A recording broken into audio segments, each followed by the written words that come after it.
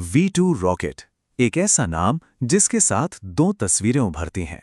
एक तरफ दूसरे विश्व युद्ध का खौफ और दूसरी तरफ अंतरिक्ष में जाने के हमारे सबसे बड़े सपने। सोचिए, एक ऐसा हथियार जो शहरों पर मौत बरसाता था, और वही टेक्नोलॉजी जिसने हमें सितारों तक पहुंचने का रास्ता दिखाया। तो चलिए, आज इसी V2 रॉकेट की कहानी में थोड़ा और गहरे उतरते हैं और इसकी इस दोहरी विरासत को समझने की कोशिश करते हैं। अच्छा, चलिए एक बहुत ही बुनियादी सवाल से शुरू करते हैं। ये जो हमारा ग्रह है पृथ्वी, अगर इसे छोड़कर बाहर निकलना हो तो कैसे निकलेंगे? सुनने में आसान लगता है ना, पर यही वो एक सवाल था जिसने शुरुआती स्पेस साइंटिस्ट की नींद उड़ा दी थी, और यही हमारी आज की कहानी की नींव है। तो कहानी का पहला हिस्सा हमें उसी शुरुआती चुनौती की तरफ ले जाता है, मतलब अंतरिक्ष तक पहुंचने की जो थ्योरी थी, जो समस्या थी, जिसे हम कह सकते हैं ऊंचाई का अत्याचार। और इस समस्या को सुलझाने की पहली कोशिश की कॉन्स्टेंटिन त्सोल्कोव्स्की ने। कोई बहुत बड़े इंजीनियर या उद्योगपति नहीं, ये तो रूस के एक छोटे से कस्बे में एक स्कूल टीचर थे। और सोचिए, 1903 में उन्होंने एक पेपर लिखा और पहली बार बिल्कुल वैज्ञानिक तरीके से ये बताया कि इंसान आखिर अंतरिक्ष तक पहुंच कैसे सकता है। अब त्सोल्कोव्स्की का जो सोचने का तरीका था ना, वो बड़ा कमाल का था। उन्होंने क्या किया, उन्होंने उस समय की जो भी टेक्नोलॉजी थी उसे एक एक करके देखना शुरू किया कि क्या काम करेगा क्या नहीं। और सबसे पहले उनकी नजर गई गुब्बारे पर। ये जो टेबल है ना, ये बिल्कुल साफ कर देती है कि त्सोल्कोव्स्की की सोच कितनी सही थी। जैसे जैसे हम ऊपर जाते हैं, हवा बहुत तेजी से पतली होती जाती है। अब जरा सोचिए, 48 किलोमीटर ऊपर हवा 28,000 गुना पतली हो जाती है। मतलब वहां हवा है ही नहीं, तो बेचारे गुब्बारे को ऊपर उठने के लिए लिफ्ट कहां से मिलेगी? बिल्कुल नहीं। तो गुब्बारा, वो तो बस एक सपना ही रह गया।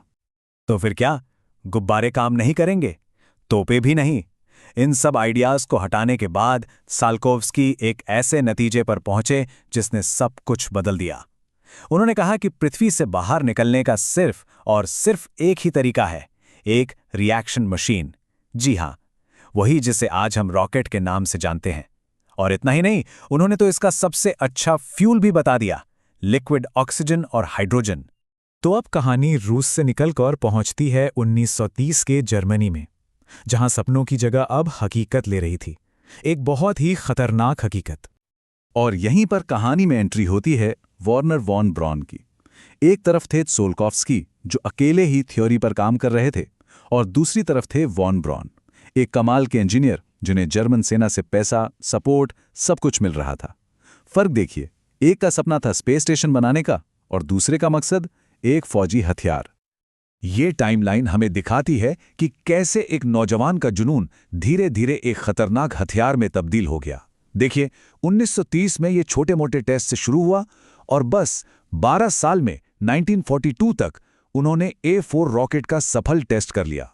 यही A4 रॉकेट आगे चलकर V2 कहलाया। तो इस सारी रिसर्च का नतीजा क्या निकला? V2 rocket. और ये कोई आम रॉकेट नहीं था, नहीं, ये थी दुनिया की पहली लॉन्ग रेंज बैलिस्टिक मिसाइल, एक ऐसा हथियार जो दुनिया ने पहले कभी नहीं देखा था। जरा इसकी टेक्नोलॉजी को देखिए, लिक्विड फ्यूल, 320 किलोमीटर की रेंज, और सबसे खतरनाक बात, इसकी स्पीड सुपरसोनिक, मतलब ये आवाज से भी तेज चलता था। इसका मतलब ये हुआ कि जब ये हमला करता था तो पहले धमाका होता था और फिर उसकी आवाज आती थी। कोई वार्निंग नहीं, और इसे रोकने का कोई तरीका भी नहीं था।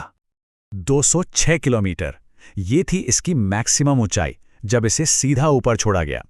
ये ऊंचाई इतनी ज्यादा है कि ये अंतरिक्ष की सीमा को पार कर जाती है, और इसी के साथ V2 रॉकेट जाने अनजाने में ही सही स्पेस में पहुंचने वाली पहली इंसानी चीज बन गया। लेकिन इस टेक्नोलॉजी के कमाल के पीछे एक बहुत ही भयानक सच्चाई छिपी थी।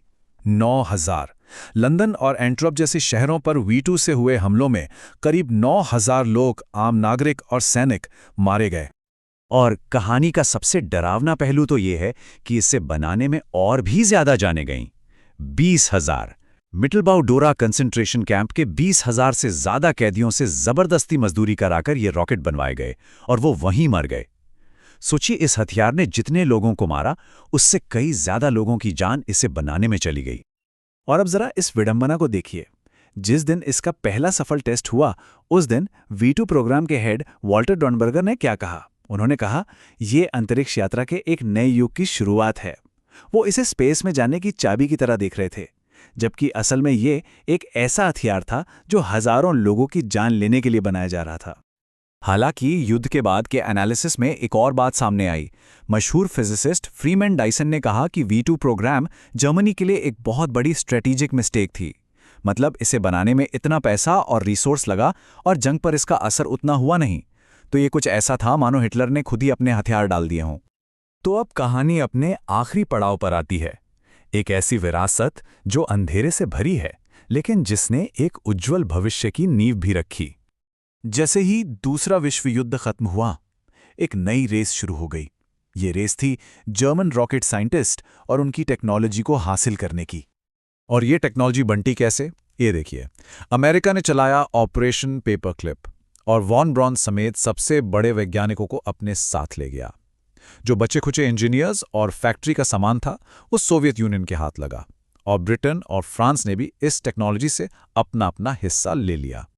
तो देखिए, एक सीधी लाइन बनती है, नाजियों का V2 हथियार और उसी से निकले अमेरिका के रेडस्टोन और सोवियत यूनियन के R1 मिसाइल प्रोग्राम। और यहीं से, इसी छीनी हुई टेक्नोलॉजी से कोल्ड वॉर की स्पेस रेस की शुरुआत हुई। और यही इस पूरी कहानी का सबसे बड़ा विरोधाभास है। वही रॉकेट जिसने आसमान से मौत बरसाई, उसी रॉकेट को दोबारा तैयार किया गया मानवता को सितारों तक पहुंचाने के लिए। तो ये कहानी हमें एक बहुत ही गहरे सवाल के साथ छोड़ जाती है। V2 रॉकेट की इस पूरी कहानी को देखने के बाद क्या ये कहा जा सकता है कि कभी-कभी महान तरक्की की शुरुआत बहुत ही भयानक चीजों से होती है? ये एक ऐसा सवाल है जिसका जवाब शायद इतिहास में ही कहीं छिपा है।